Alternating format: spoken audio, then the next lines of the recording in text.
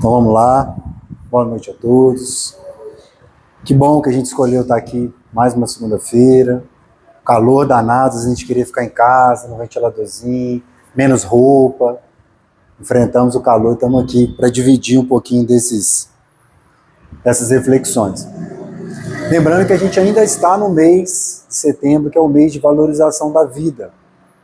Então é muito importante. O Valdinar sempre nas preces dele, ele pede pelos suicidas, por aquelas pessoas. Dessa vez aqui ele focou aí nas grávidas também, nas crianças que estão chegando. Bom também, valorização da vida, a importância dessas criaturinhas que estão chegando. Mas que a gente ainda nesse último terço do mês aí, a gente continue vibrando por esses irmãos, lembrar disso nas nossas preces. É só agora no mês de setembro? Não, sempre. Mas agora, principalmente, a gente criar esse hábito. Então, esse convite aí, para a gente não esquecer disso. Estamos lá no capítulo 18 do Evangelho segundo o Espiritismo. Muitos os chamados, poucos os escolhidos. Então, nas últimas semanas aí, o pessoal veio vindo, passou bem a parábola, foi colocando várias situações lá do festim de bodas. Eu vou mencionar algumas aqui. Falou-se também da porta estreita, falou-se de todos aqueles que falam Senhor, Senhor, isso não basta para entrar nos reinos dos céus. Muito se pedirá daquele que muito recebeu. Acho que isso, especialmente para nós espíritas, é uma fala muito importante e impactante, que chama a gente à responsabilidade, porque muito está sendo dado, muita informação está sendo passada para nós. E a parte que ficou para a gente estudar hoje é o finalzinho do capítulo aqui. A gente vai finalizar as instruções dos espíritos. Dar-se-á aquele que tem, e pelas suas obras é que se reconhece o verdadeiro cristão. Eu vou falar uma coisa que eu sempre falo aqui, vocês não ficam bravos comigo não. Toda vez a página, ela é um início perfeito para o que a gente vai falar aqui. Então, coração, a boca fala que o coração está cheio. Os elementos que a gente põe na nossa cabeça, e que a gente põe para fora na boca, eles são fatores que agem sobre a nossa responsabilidade. Isso tem o poder de renovar, o poder de destruir. É dilatação viva, é um poderosíssimo. A palavra tem poder. Quantas vezes a gente ouve assim, profetiza, às vezes os nossos irmãos protestantes falam muito isso. E é verdade, profetiza sobre a sua vida. Está aqui, está falando aqui do Evangelho. Não é um poder de uma religião A ou B, não, é nosso. Como seres humanos, o nosso psiquismo é muito forte. Ele emana o que a gente quer. Só que a gente tem que decidir se a gente quer renovar, se a gente quer construir, ou se a gente quer pôr fogo no parquinho.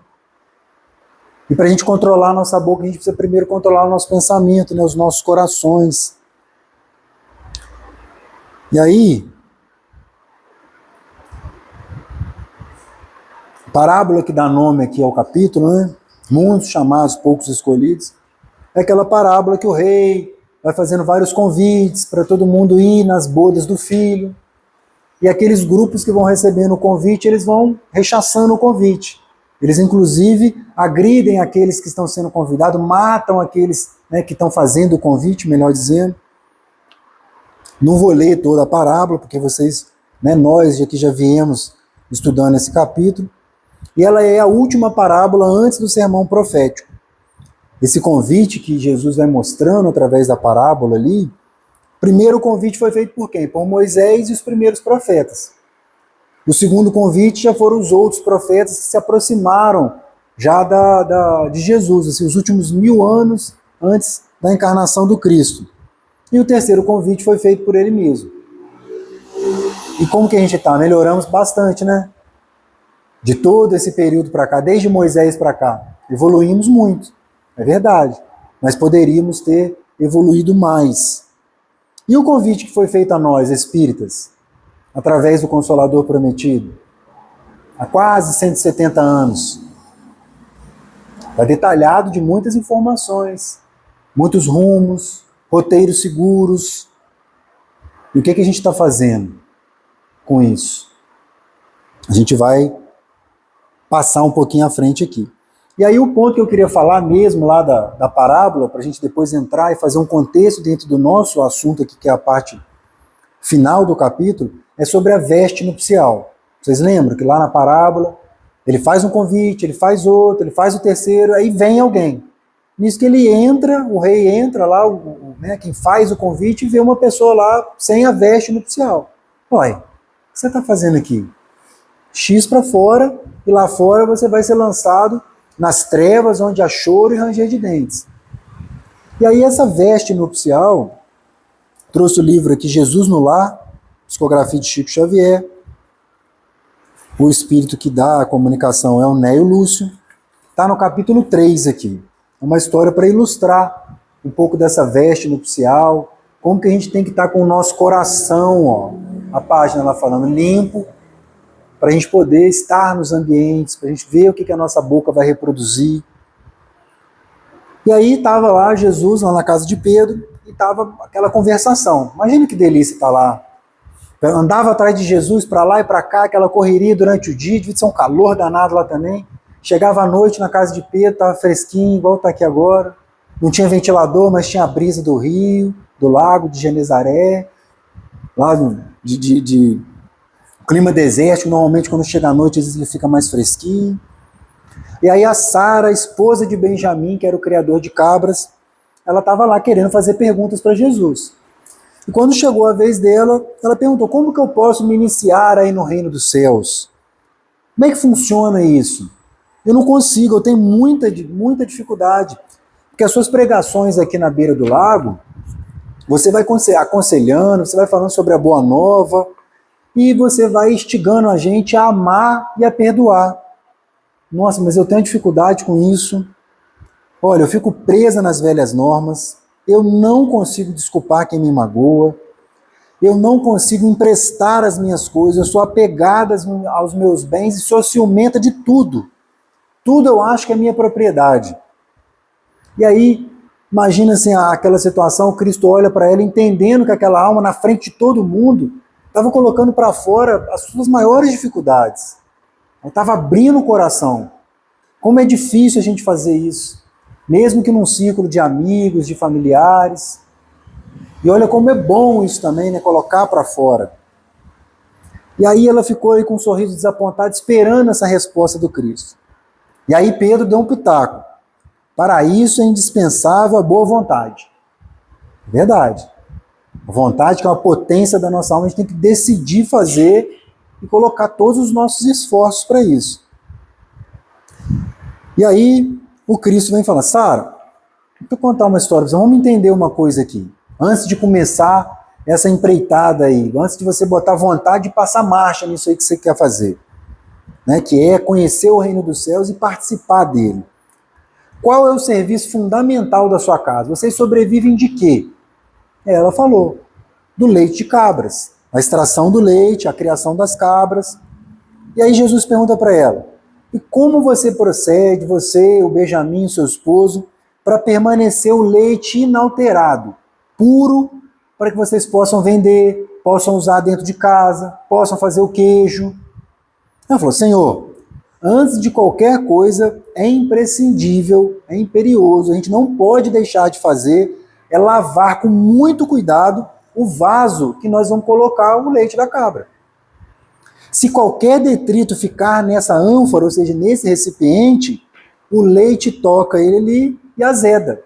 Não presta para mais nada, tem que jogar fora. E aí Jesus sorriu, falou, Sara, a revelação celeste e o coração humano é igualzinho esse recipiente. Se a gente não purificar a nossa alma, o nosso coração, antes de tudo, só o conhecimento não vai bastar. Porque aí a sujeira que está no nosso íntimo, ela fica ali guardada, ela fica ali presa e a gente não consegue partir à frente. O leite puro dos esclarecimentos, continuou Jesus, dos esclarecimentos elevados, penetra o nosso coração como alimento novo. Mas se aí tem ferrugem do egoísmo velho, ele se mistura.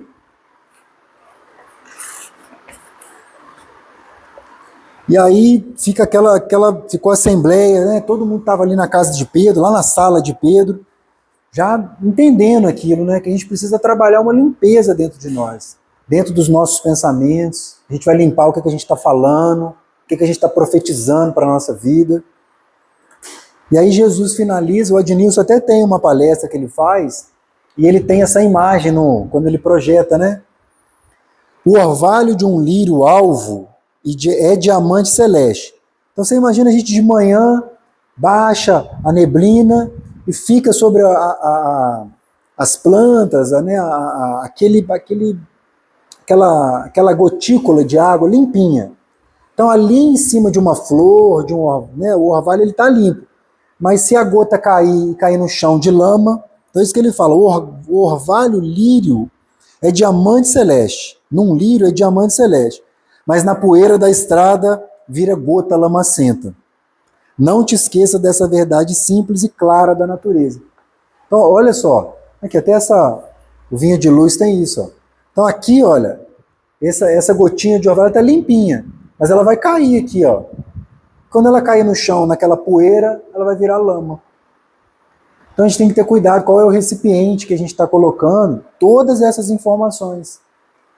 Porque o conhecimento por si só, ele vai encontrar essas dificuldades que estão emaranhadas dentro do nosso peito, do nosso dia a dia.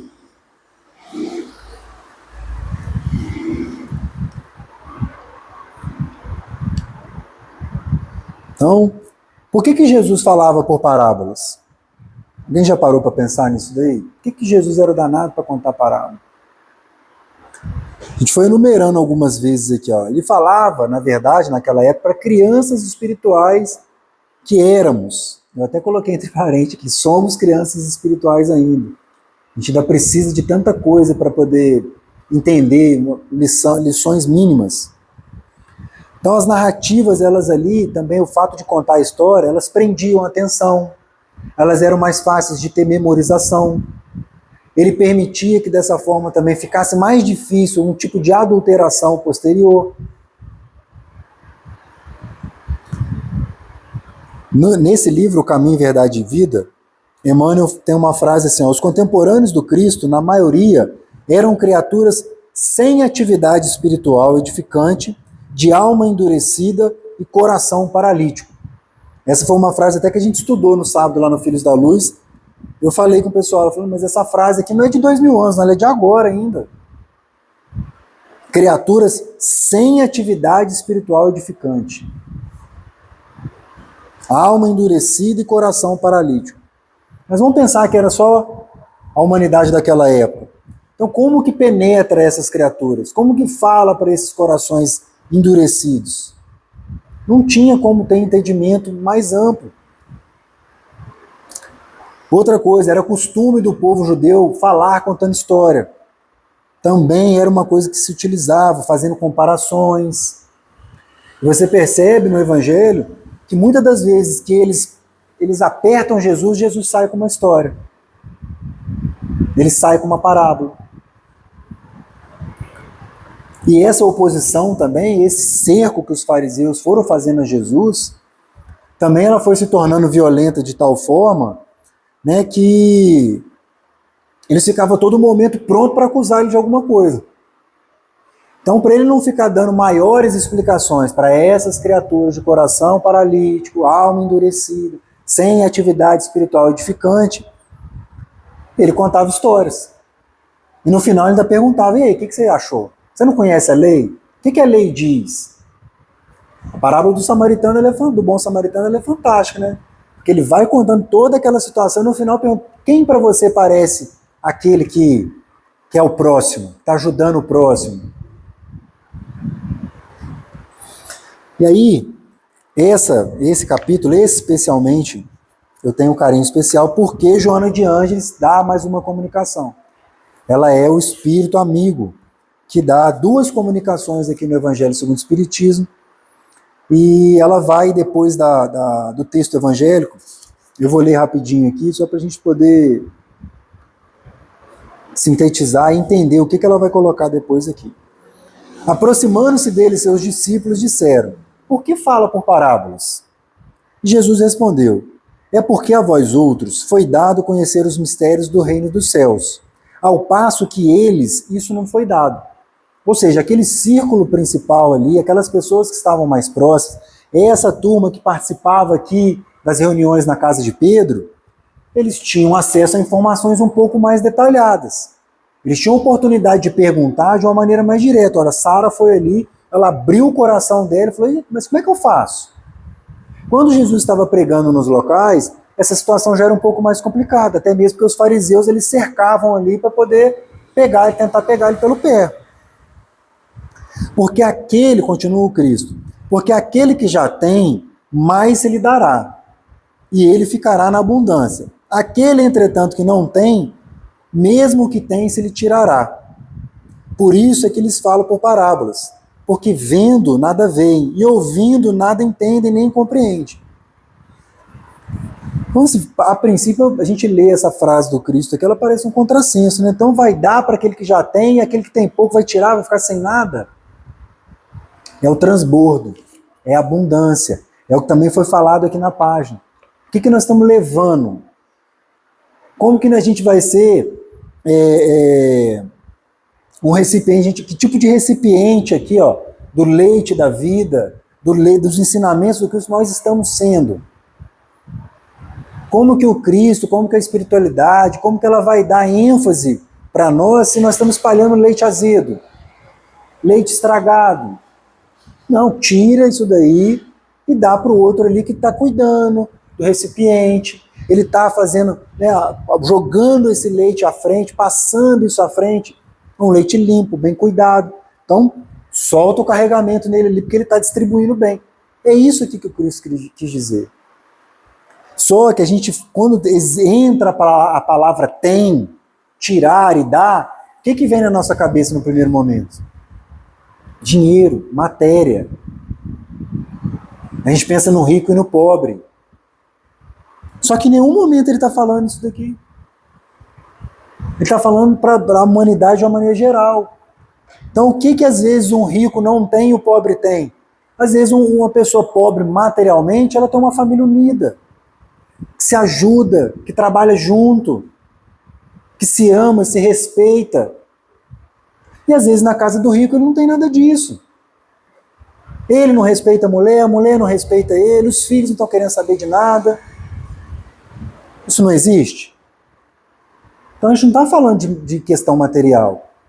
Mas se quisermos levar para esse lado, penso que também o Cristo vai desaguar para quem está fazendo com responsabilidade. O próprio Evangelho fala isso. O Evangelho segundo o Espiritismo tem lá a divisão, a desigualdade da riqueza, da pobreza, e lá é falado isso. O que está sendo feito aquele que detém algum tipo de riqueza material? Vai ser cobrado. E aí ele tem um outro texto evangélico aqui, antes da reflexão de Joana, eu vou ler só o finalzinho. Essa primeira parte está em Mateus, capítulo 13, e a outra está em Marcos, capítulo 4. E repete o Cristo: pois aos que se já têm, dar-se-á, e aos que não têm, até o que se tem lhe tirará. Então, é colocado também lá no Evangelho de Marcos. Isso me lembra a parábola dos talentos. Vocês lembram da parábola dos talentos? O Senhor deu lá 5 talentos para um, 3 talentos para o outro e 1 talento para o terceiro. Ele viajou, quando ele voltou, eu falei: gente, o que vocês fizeram dos talentos? O primeiro foi: os 5 que eu te dei, tá aqui os 5, ó, conquistei mais 5. Ó, os 3 que você me deu tá aqui, toma aqui mais 3. E o último, falou: ó, eu guardei o seu, fiquei com medo de perder, né? Eu podia fazer alguma transação aqui, perder, tô te devolvendo, ele não te devo nada. E aí esse se lascou. Ele foi mandado para as trevas, onde há pranto e ranger de dentes. Por quê? E eu sempre achei, eu falo isso assim, hoje eu não tenho mais vergonha, antes eu até tinha vergonha de falar isso. Eu achava que o certo era esse último. Falei, esse foi esperto. Ele guardou, não botou em risco. Mas será que é isso que a parábola queria dizer? Por quê? Porque o meu coração levou para o lado material. Pô, deixou uma pepita de ouro aqui comigo. Vai que eu levo ela para um lugar, vai que eu ponho ela na negociação e perco ela. Esse homem volta e depois não tem nada para devolver para ele. Se a gente leva isso para o lado material, fica sem sentido. Mas o que ele está querendo dizer são os talentos que estão sendo dados para nós. Para a gente propagar o bem, propagar a paz, o amor dentro da nossa casa, principalmente. Como que nós estamos multiplicando esses talentos? Se é que estamos. E aqui é uma uma analogia, uma coisa muito próxima. Então, aquele que tem, ele vai continuar em abundância, por quê? Porque ele está botando para frente, ele está transbordando aquele talento. Aquela oportunidade está sendo bem aproveitada.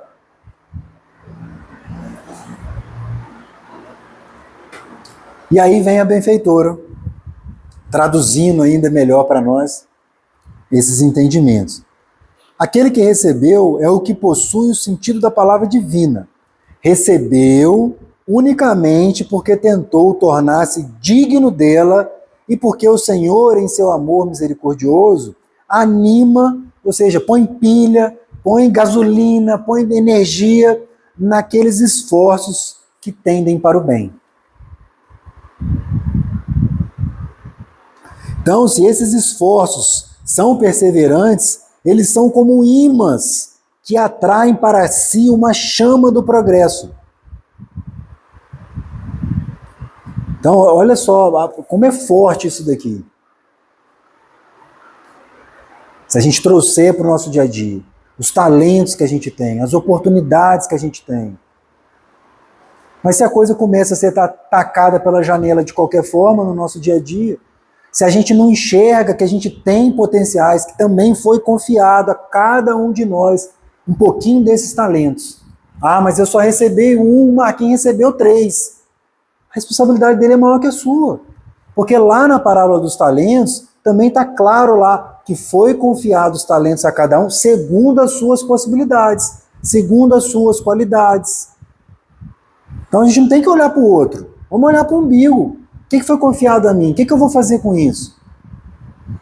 A encarnação nossa é um estalar de dedos. 80, 90 anos passa muito rápido, 100 anos. Se alguém viver lá igual Moisés, 120, passa rápido também. O que a gente vai levar depois? Aí a gente vai voltar. Reunião mediúnica. Então a gente tem que organizar a volta da reunião mediúnica aqui na casa, porque nós vamos bater aqui depois. Como espírito aqui desafortunado, falou, eu sou aquele que guardou o talento. Ou ainda vai chegar um outro falando, não, eu sou aquele que perdeu o talento, não fiz nada com ele, esqueci onde é que eu guardei. Que a prestação de contas vai ter. E essa prestação de contas é com a nossa própria consciência. E aí, em relação àquele que tem pouco, Deus não retira das criaturas o bem que se haja dignado a fazer-lhes. Então calma aí. Então há um Deus injusto, ele tira, ele põe. Não é o Deus que retira daquele que pouco recebera. É o próprio Espírito que, por descuidado, não sabe conservar o que tem e aumentar, fecundando. É o óbolo que lhe caiu do coração. Somos nós mesmos que damos ensejo a isso. Não adianta falar, Deus é injusto, tirou aqui de mim. Nós estamos fazendo mau uso desses talentos.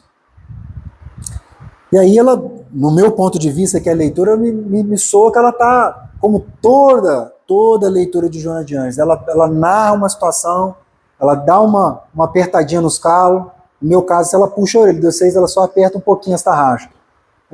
Mas aí depois ela vem amorosamente e fala, mãos à obra, gente. Arroteie o solo ingrato com o esforço da sua vontade. Arrotear é trabalhar o solo. Põe a sua vontade para frente. Só depende de você. O outro não vai fazer por você.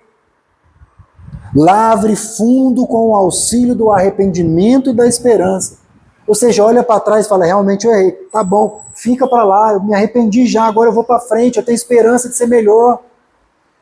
Só que não adianta só ser um joelho genuflexo, a gente ajoelhar e falar, vai ser melhor. Amanhã é bom, é importante, sim, vamos fazer isso. Vamos botar o joelho no chão, vamos orar. Mas logo em seguida vamos levantar e vamos correr para onde precisa correr. Lance no solo confiante a semente que haja separado por boa, dentre as más. Ou seja, pega aquelas sementes. A gente não separa o feijão quando vai fazer feijão? A gente não pega uma semente, o feijão não é? Não é leguminosa? Não sei se estou falando bobagem, mas a gente separa o grão do feijão. Põe lá na panela só o que a gente enxerga como melhor. Joana está falando isso daqui. Vamos colocar esses grãos em cima da mesa e vamos separar. Isso aqui não está legal, tem que tirar do meu dia a dia. Ah, mas do que você está falando? O que você está comendo? Você está comendo bobagem? Muito doce? Está comendo demais? Está bebendo? Está fumando? O que você está fazendo? Pode ser aí um bom início para você analisar. Como é que você está tratando seu esposo, sua esposa, seu filho, sua filha? Você está acordando de manhã para ir trabalhar de má vontade? Reflete, meu amigo. Reflete. Se você tem um trabalho, então, reflete 30 vezes. Que a coisa não está brincadeira, não está fácil. Ah, mas esse emprego é ruim. Então estuda para você conseguir uma coisa melhor. Se dedica para novas oportunidades aparecer. Como que ele vai colocar lá novas oportunidades? A sua ânfora, onde você guarda o seu leite precioso, está tudo sujo. Você não limpa ela. Que oportunidade é essa? Como que você vai crescer na vida buscando, almejando um emprego melhor, se no seu você está fazendo de má vontade? Se quando você precisa lavar uma louça na sua casa, você vai aborrecido. Fala, não é possível que lá sujaram tanto copo nessa casa. Pega a bucha, o detergente, lava calado. Dá graças a Deus que seus filhos estão andando, eles estão sujando o copo, que a sua casa podia estar vazia. Ânimo, trabalhadores.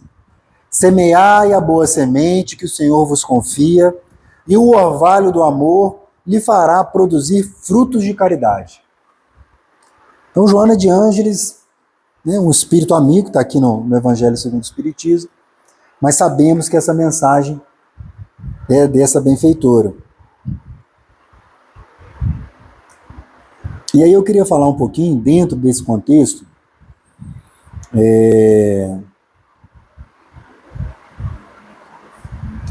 Emmanuel traz uma lição aqui, está no livro Nós, o capítulo Quanto Mais. E aí ele vem falando, ele vai fazendo uma conta aqui, ele vai somando, diminuindo, e tem tudo a ver com isso. Aquele que mais vai receber, aquele que vai ser retirado. Então, quanto mais você tiver, mais lhe será acrescentado, disse o Senhor. Então, Emmanuel traz para nós, vamos ver a natureza, como é que ela funciona. Quanto mais repouso dermos a uma enxada, o que vai acontecer com ela? Você sabe. Fala aí, Valdinar. Se a gente deixar uma enxada parada aí, num porão ou aqui em cima, o que vai acontecer com ela? Mas ela vai estragar, não vai? Porque ela vai enferrujar, não vai ela?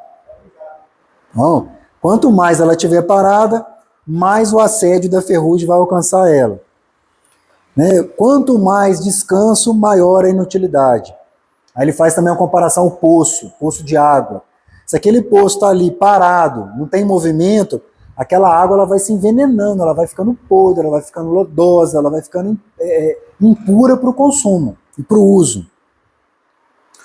Pensa também assim, quando a gente compra frutas lá, bananas, lá em casa a gente compra assim, muita banana, manga, limão e põe na fruteira. Então se aquilo ali é igual hoje um dia de calor, se marcar uma bobeira ali, começa a apodrecer ela começa a ficar madura demais. Se a gente deixar ali, o que vai acontecer? Rápido aquilo tudo, uma vai passando para outra aquilo ali.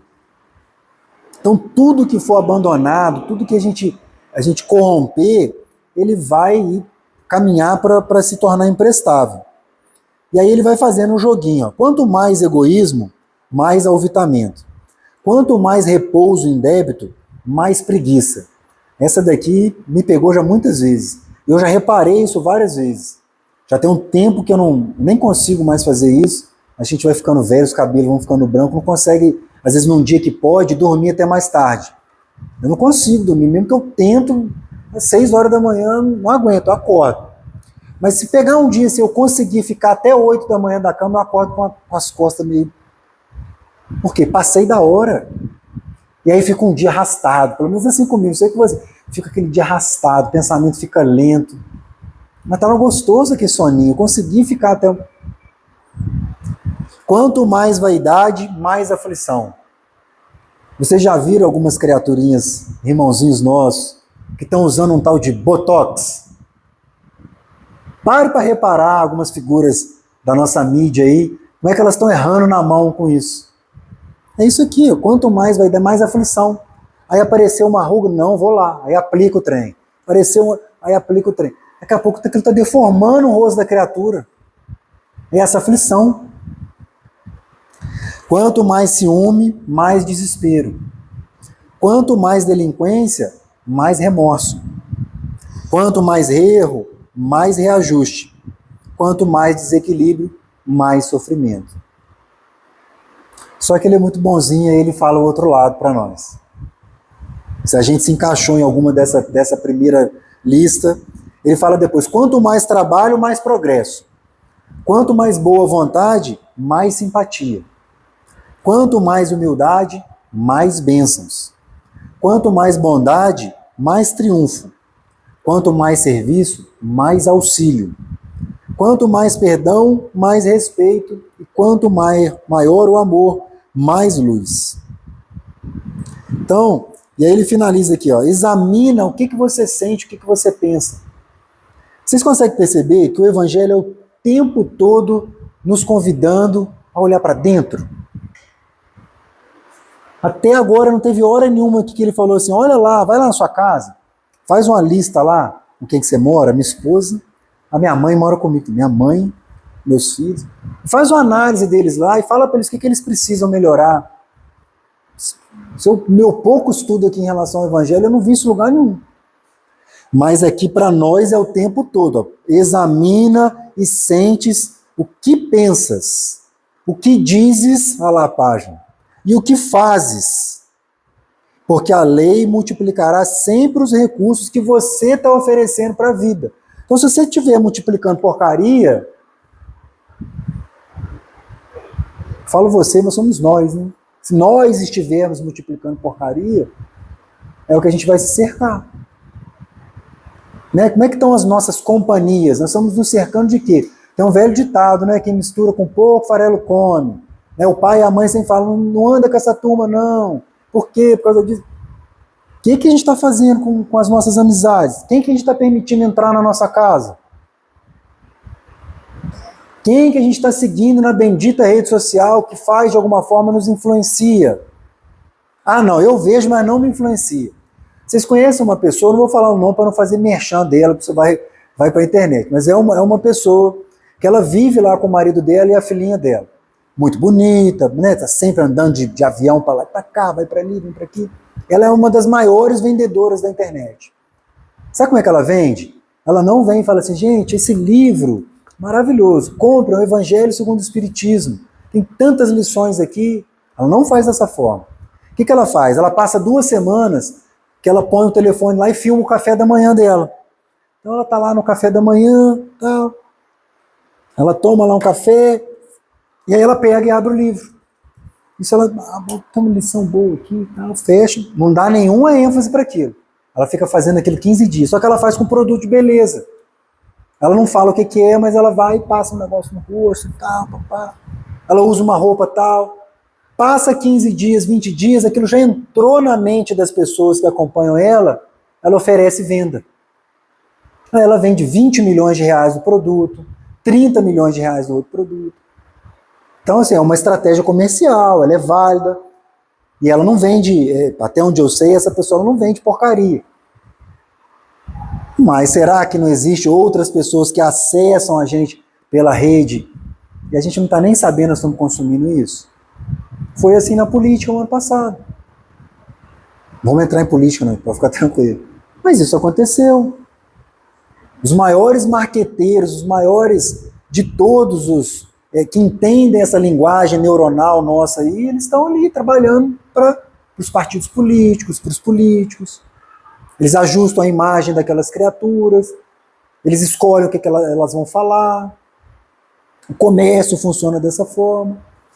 Então a gente tem que ter muito cuidado quem que nós estamos lá passando o dedinho. Ah, mas essa pessoa aqui é boa, ela é religiosa. Investiga, olha. Ou tenha realmente um filtro poderoso, para fazer igual o Paulo falava lá. Vem, retém o que é bom e segura. O que não presta, você deixa aí. Mas a nossa vigilância tem que estar no nível máximo. E nem sempre está. Nem sempre está. Para finalizar esse textinho do Emmanuel, o lar é o porto onde a alma se retira para o além do mundo e que não transporta no coração o laço da experiência cristã. Quem não transporta esse lastro da experiência cristã dificilmente escapará das surpresas inquietantes e dolorosas. É aquilo que a gente falou. O que vai adiantar a gente passar lá para o lado de lá, a gente retornar ao mundo espiritual, voltarmos à nossa vida de seres imortais e falar: lascou, hein? Não aproveitei. Como é que tá agora? Falou, a fila tá gigante para voltar. Para reencarnar, a fila é grande. Vai ter que entrar na fila aí, vamos ter que ver quem que vai ser um pai ou uma mãe para poder te receber e te aturar lá. Como é que vai ser, hein? Entra na fila aqui que nós vamos ver. Agora, quando? Aí a gente parte para a outra parte aqui já, para a gente ir finalizando. Que é a outra parte que Simeão... Vocês lembram quem que é Simeão? Simeão é aquele que recebeu a profecia do Cristo. Quando Maria foi apresentar ele no templo, ele pegou Jesus no colo, o menininho tocou o coração dele. No livro... É uma psicografia do Humberto de Campos. Agora eu não sei se está no Boa Nova. Eu acho que ele não está no Boa Nova. Mas Humberto de Campos, ele conta que quando ele conversa com o menino Jesus, né, ele pergunta aonde que está o reino dos céus, aonde que está aqui, porque também imaginava que aquele bebezinho viraria um guerreiro, né, e colocaria ali tudo por baixo do seu chinelo. E aí o bebezinho toca o coração dele. Mas ele só entende essa mensagem depois que ele desencarna. Ele desencarna logo depois, nesse momento que ele pega o Cristo, ele já é um senhor de idade. Então, Simeão fala aqui, na segunda parte, o item 16, que finaliza o capítulo 18, lá, pelas obras é que se reconhece o cristão. Discípulos do Cristo, compreendei-as bem os frutos que deve dar a árvore do cristianismo, a árvore possante, cujos ramos frondosos cobrem com sua sombra uma parte do mundo, mas que ainda não abrigam a todos os que hão te agrupar em torno dela. Então, o cristianismo é uma árvore forte, poderosa, mas quem que está conseguindo chegar aqui embaixo dela? Na verdade, é até um tom de pergunta, que eu li num tom de afirmação, mas é uma pergunta. A árvore é boa sempre, porém maus são os jardineiros. Alguém já cuidou de alguma planta alguma vez na vida? Qualquer planta de dentro de casa. Se você esquecer de botar água nela, ela morre. Se você botar água demais, ela começa a soltar muita folha e você precisa... Se ela não tomar sol, ela morre.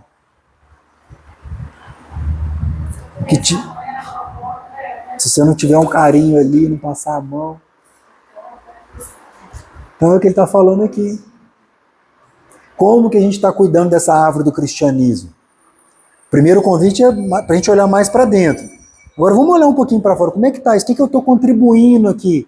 Que galho que eu estou podando ou que eu estou adubando? Dentro desse contexto. Ah, não, Rafael, mas eu não tenho essa cara de pau que você tem aí de fazer palestra, ficar falando uma hora, igual uma matraca aí. Eu tenho vergonha, não gosto, não tenho esse dom. Não é dom não, gente, é só cara de pau mesmo. Pode ficar tranquilo.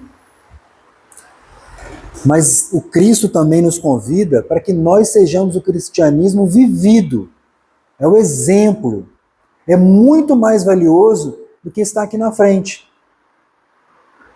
De se portar como estudioso do espiritismo ou do evangelho. Volto a falar, na reunião mediúnica de casas espíritas, tem fila de criaturas como essa daqui que vos fala, lá pedindo socorro porque não aproveitou a oportunidade. Aí eu vou contar uma história de um motorista de ônibus e de um senhor que era um pastor. Esse motorista de ônibus, ele gostava de tomar uma pinguinha. E mesmo assim ele pegava o ônibus e ia dirigindo. E nessa mesma época que ele fazia isso, tinha um pastor que ele pregava até altas horas. É igual eu vou fazer aqui hoje, nós vamos ficar aqui até mais ou menos umas 11h40 direto, não pode ir embora. O único que podia ir embora já foi. O que será que vai acontecer depois de mais meia hora, aí eu com a minha matraca aberta aqui?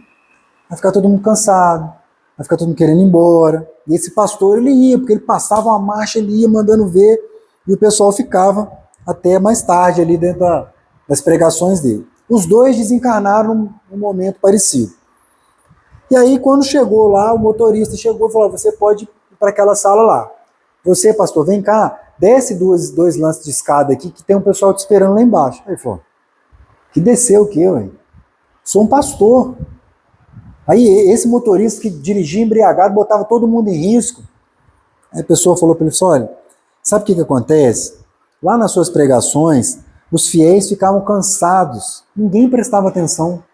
Ficava todo mundo pensando na morte da Bezerra, já querendo ir embora, ninguém estava entendendo mais nada que você estava falando. E o que acontecia com o pessoal que estava dentro do ônibus, do motorista embriagado? O que vocês acham que o pessoal que pegava a carona com ele ali estava fazendo naquele momento? Estava todo mundo de mão dada, orando, torcendo, rezando, pedindo toda a ajuda possível dos céus para eles chegarem no local que era destinado. Claro que é um exemplo jocoso, é uma brincadeira aqui e tal, né, essa história. Até foi uma palestra que eu assisti e eu peguei e falei: deixa eu anotar, isso é muito interessante. Porque são as intenções que valem. Se não tiver resultado, se essas intenções elas estiverem sem resultados, né, não só as intenções valem, elas têm que ter resultado. E nesse caso, nessa historinha, tinha muito mais resultado a conduta errônea, condenável daquela criatura, porque ela despertava uma fé naquele grupo de pessoas que estavam dentro do ônibus, e aquele grupo que estava dentro da igreja, dentro do templo, dentro do centro espírita lá, não tinha valor. Por isso a gente precisa ter um plano de ação, e esse plano de ação ele precisa ser muito bem cuidado, muito bem detalhado. Mais uma vez, eu trouxe uma outra frase que está no estudo aprofundado da doutrina espírita, e a gente discutiu isso sábado lá no Frios da Luz. É uma frase que o estudo era justamente falando por que Jesus falava por parábolas, como que a gente precisa extrair esse espírito da letra, o que a gente precisa fazer para entender as parábolas e trazer o que o Cristo queria dizer realmente. E aí ele coloca a capacidade do Cristo, da sua constante movimentação construtiva. Como assim? Pega o Evangelho lá e você vai ver.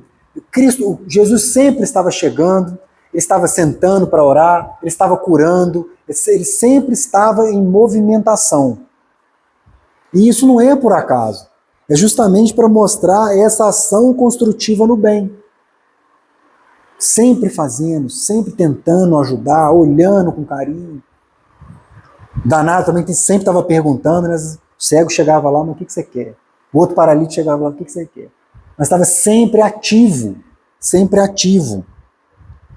E o que quer dizer isso no Evangelho? Aí a explicação está lá nesse estudo aprofundado da doutrina espírita, segundo a Federação Espírita Brasileira. Ela representa o rompimento das algemas da inércia, da acomodação, do desinteresse. Isso que nos mantém prisioneiros dos nossos próprios sofrimentos. Então, se o Cristo está o tempo todo agindo, por que nós estamos parados? E aí entra, eu queria trazer aqui 4 situações que são, né, dessas possibilidades de exercícios para a gente olhar para nós. A primeira é a autorresponsabilidade. Isso foi falado também aqui na página. Que é o quê? É a gente olhar para dentro, reconhecer as nossas mazelas e não colocar a culpa em ninguém. Eu não sei se vocês têm esse costume, mas muitas pessoas têm, inclusive eu tenho bastante, de quando acontece alguma coisa, rápido eu caço um culpado. É rápido. Quem que deixou isso aqui? Às vezes fui eu mesmo. Esses dias aconteceu lá em casa, eu saí para levar o meu filho na escola e o carro tinha dormido na porta de casa. O carro dormiu aberto. Eu cheguei, o carro estava aberto. Os vidros estavam fechados, mas o carro estava aberto. Aí fui, levei o meu filho, eu voltei em casa e falei para minha esposa, poxa, deixou o carro aberto. Eu falei assim: mas quem ficou com o carro ontem foi você. Eu fiquei uns 15 minutos com raiva dela. Pô, se alguém entra no carro ali, às vezes tem alguma coisa ali dentro. Era eu. Mas por quê? Porque a mente, automaticamente, ela já acha a responsabilidade. Você, passar para o outro.